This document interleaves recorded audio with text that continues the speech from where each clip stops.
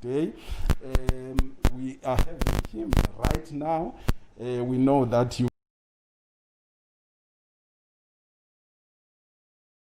live.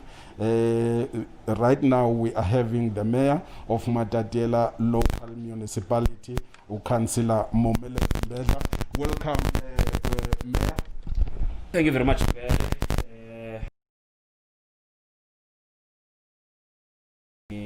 As informer makhaya nakubo bonke abantu baseMatatiele. Alright, ke ilanguage esayisebenzisa ke people sizawumixa English and isiXhosa.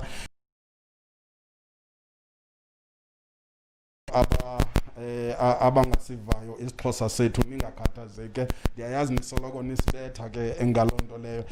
Mayor, it has been a long time. I think we last met Command Council, maybe it was June last year or so. Do you still have that Command Council, and when did you? And it's still active.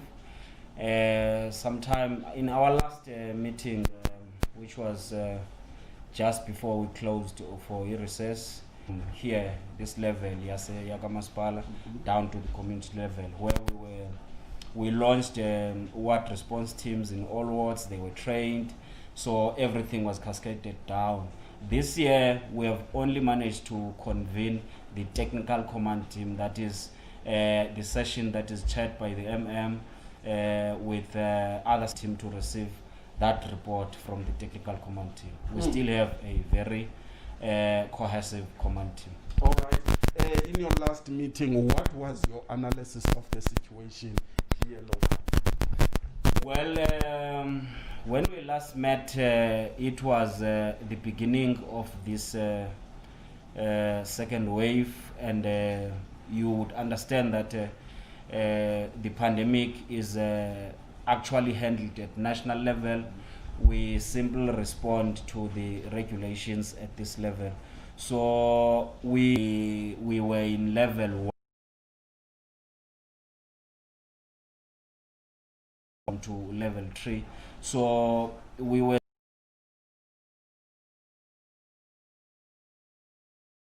second wave concept, not obviously. Numbers were going up. I'm sure in your analysis, did you look at that situation? Well, in terms of Matatiele, as a local municipality, we are currently sitting at 58 deaths when you combine 44 from the first wave and 14 already in the second wave.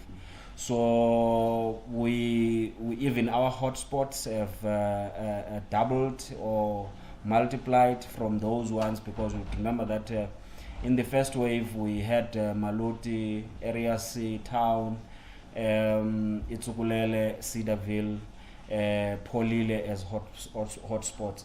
But now our hotspots have changed to be Maluti Township, Outspan, Dikhetlane, Area C,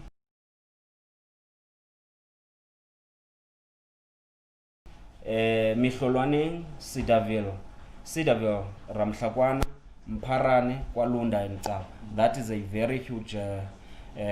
These villages I'm counting here, they are covering almost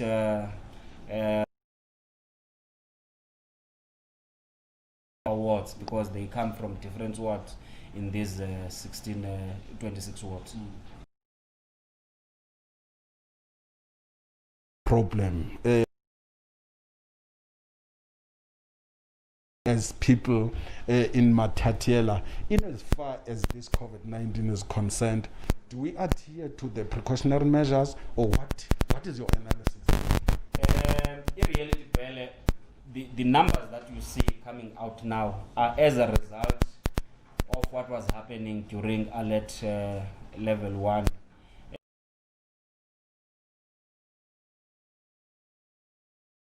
Flocking into town, withdrawing monies, making groceries. You'd remember were still opened, and the setting of which we want to make an appeal keep on being the super spreader of the virus, because imingcwabo is zethu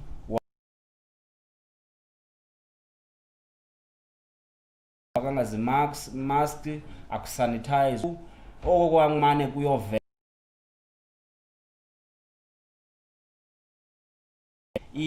numbers nokuxhelwa kwenkomo kuhamba ne chayisana kwenzeka yonke lonto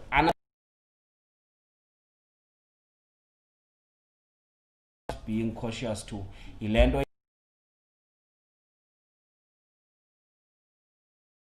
ibe and go back and infect the elderly, because if you see the numbers now abona abantu abaswele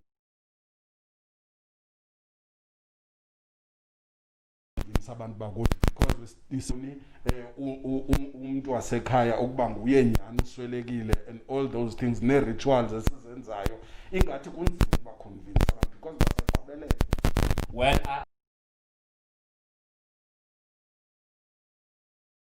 analyze by understand ukuthi this is how they should behave in as far as the virus is concerned.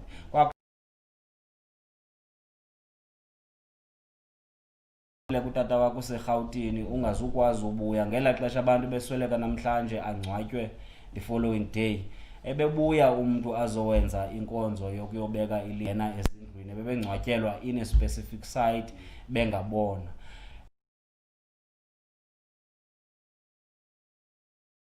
For anything umuntu then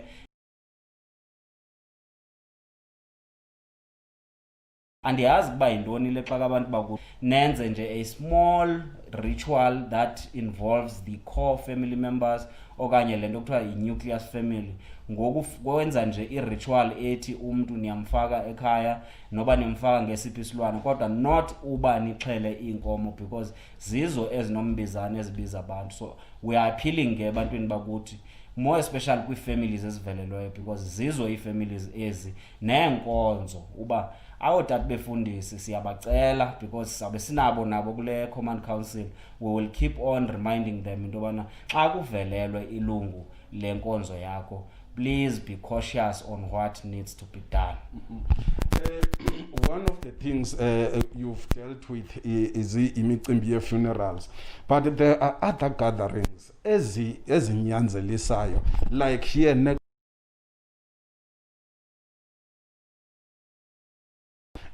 offices, and you've got another gathering at the post office. Do you as a command council have a plan, or do you have an idea of dealing with those issues? Because people there, you find them without mask, they don't keep that social distance, they're just standing there and you can't help it, they are hungry. In as far as Home Affairs is concerned, I think you have had an interview with Mamu Speaker, because she is the deputy chairperson of the Forum of Home Affairs, and they are handling that to an extent that there are other staff members who are always drawn from other areas to come and assist here in Matatiele. What we will not be able to help Bele is to manage okanye to teach abantu abadala about how to conduct themselves when they are queuing. What we cannot stop is that in a service efana no Home Affairs, there will always be a high number of people who need those services, to an extent that kwenziwa kwe-passport kucancelishiwe of birth and registration of death nokwenziwa kwe-IDs. So you will never help ke into yobana ezo services they must follow the queue, and it's up to us ke ngokuba when we are in those queues, how do we conduct ourselves? We will never be in control of saying people who are getting their monies from the post office would understand that urhulumente currently is battling with a very high okanye huge wage bill. So we can never suggest that in areas like post office makuqeshwe abantu who are going to manage queues. We will not be in a position as government bele to police abantu, each and every individual. Iyafuneka into ezawufike ithinte uMr Nomabhunga ngokunokwakhe into bana xa ndisequeuini ndiyazazi uba ndingunamba bani, ndiyazazi uba ndilandela bani, but it is my responsibility to wear my mask. It is my responsibility to keep a social distance. More especially in the post office, there are lanes that are drawn there that you must, the gap between yourself and the person that you are following should be this one. So those are the things that will may not help ukunyanzela abantu ba mababehave ngoluphi uhlobo, but we are still appealing into bana, as the president put it, the battle is in our hands now. Okay. Now let's move to another area, Cllr Bequest Hospital. What do you have? Do you have any information? How is the situation there? I know maybe somebody briefed you during your meetings in the with the command council. The numbers that I'm presenting to you, the 758, the 750. Where is my numbers? The 750.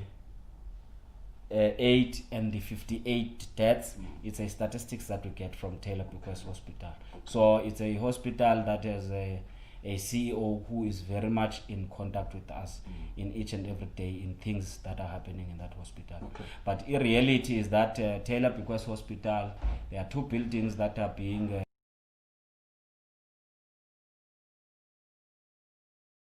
they must not expect that services will go as normal as they are. With social media kukhalazelwa udaka and stuff like that. And in construction,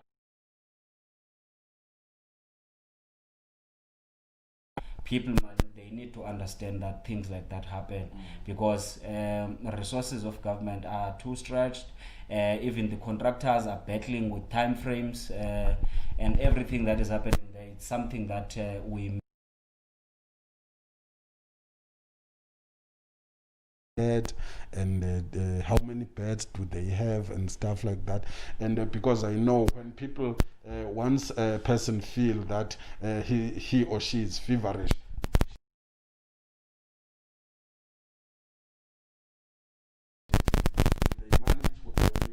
well, the report that we have this far, we have not been briefed of challenges with beds.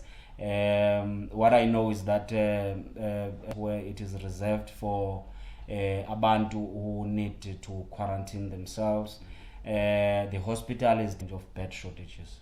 All right. Do you we hear in Kokstad that there are soldiers who are forcing people to wear their mask and stuff like? Do you think we can rise to that?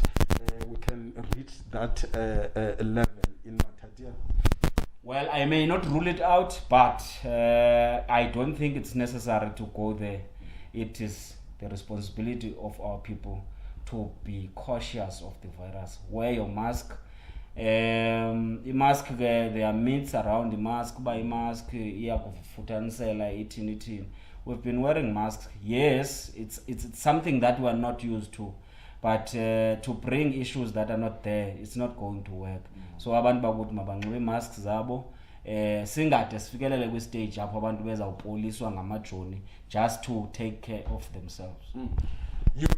You mentioned hotspot areas. What are you talking about when you are talking about the hotspot? Contracting this virus, can you explain? Well, I'm not saying if you move in a hotspot area, you are in danger of contracting the virus. If you move in a hotspot area, we are informing you about when you move. It's like when you are driving in a road and then you see a board that says high accident zone. Okay. Just informing you about on this road, it's highly possible that if you drive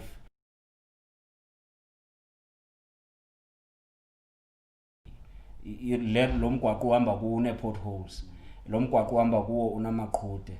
It does not necessarily mean uzawutshayisa iqhude ke ngoku njengoba uhamba kulo mgwaqo, but it means when you go to sanitizing and making sure that you keep a social distance between yourself and those other people. That's what I mean by that's what we mean by hotspot areas. That means these numbers, this 758 and the 58 of these areas. All right, what else do you think it's very important about this issue? Something that you wish you want to plead with panic, not to stigmatize, because another thing is of panic. Another angle masivelele ilento vaccination yenza abantu batatazele. Another thing phela, then I said to you, generally abantu baseMzantsi Africa, but I was best informed. Instead, people use social media to bully others, to spread false new information, and to create panic in as far as this thing of vaccination is. Regulatory bodies, which in fact pharmaceutical companies, they conduct studies, and after they have conducted their studies and found out that the vaccine is safe,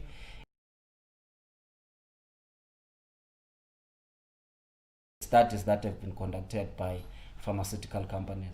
And South Africa has got its regulatory bodies that are going to make sure when the vaccines arrive in South Africa, they are being confirmed that they are safe to be consumed or to be used by human beings. Ndingayichaphazela ke into ethi South Africa, if apha kuJanuary i-doses esizifumana ziyi-1 million, and those doses are meant for essential workers and frontline workers. And then South Africa is discussing with the COVAX facility, that is the international body that is handling the lomba virus, that we must have a vaccine that will be amounting to 10% of population in South Africa. So Uhulumende again is negotiating with the regulatory body lapha eMzantsi Africa yakwa health uba xa zifika ezi vaccines kungabikho i-delays, because funeka i-vaccines xa zifika abantu bavaccinate, more especially the frontline workers. Okay. That is the mayor of Matatiele local municipality, Cllr Momelezi Mbedla. And ask colleagues, do we have just one or two questions mhlambe? Okay. So siyabulela.